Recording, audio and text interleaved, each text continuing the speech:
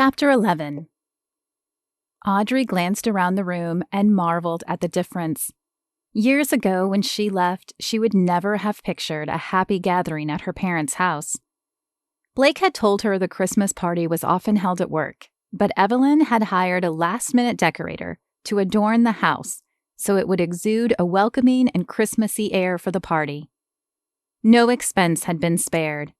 A 12-foot tree, complete with lights and decorations, sat near the fireplace, and twinkle lights hung from the beams in the ceiling. Garland draped across nearly every surface, and fake snowflakes hung from invisible threads. Even more surprising was that half the town had showed up at the McAllisters' invite. Max and Layla stood by the long table sipping eggnog or cider.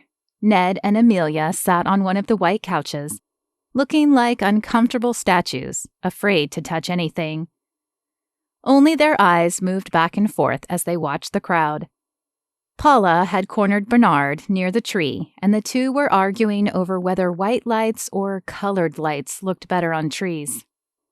Evelyn and Bruce sat in the chairs nearest the fireplace, with Caden asleep on Evelyn's lap. She had scooped him up as soon as Audrey arrived and carried him around the room, showing him off to everyone.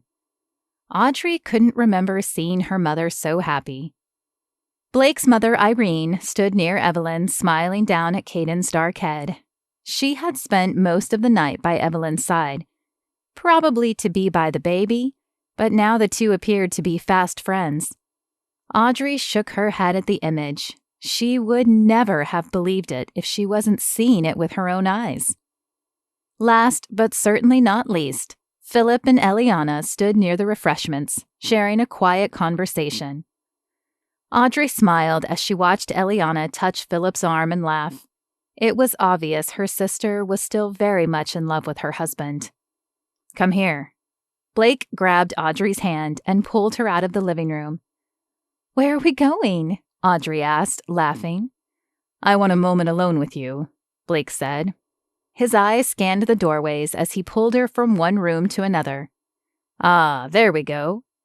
Audrey looked up and felt the heat sear across her face.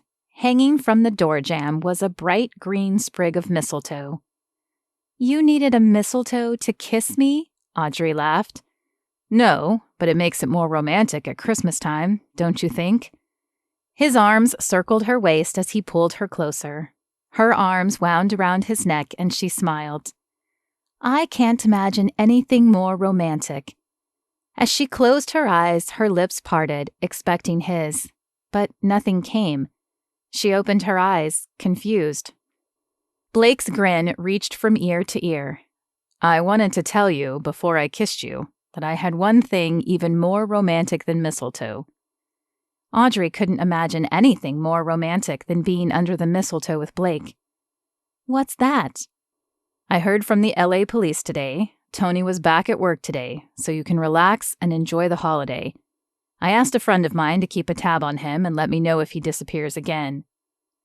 "That may be the best Christmas present ever," Audrey said with a smile. Though she'd miss having Blake on her couch, she was relieved she could stop worrying about Tony showing up and stealing Caden in the night. "No, the best Christmas present ever is you," Blake said. "I love you, Audrey McAllister." "I love you too, Blake Dalton." Electricity crackled between them as he lowered his face to hers. When his lips touched hers, heat flooded her body. She couldn't believe how much her life had changed in such a short time, but she wouldn't trade it for the world. The end. This has been a reading of Once Upon a Star, a Star Lake Romance, written by Lorena Hoops, narrated by Lorena Hoops, audio copyright 2020.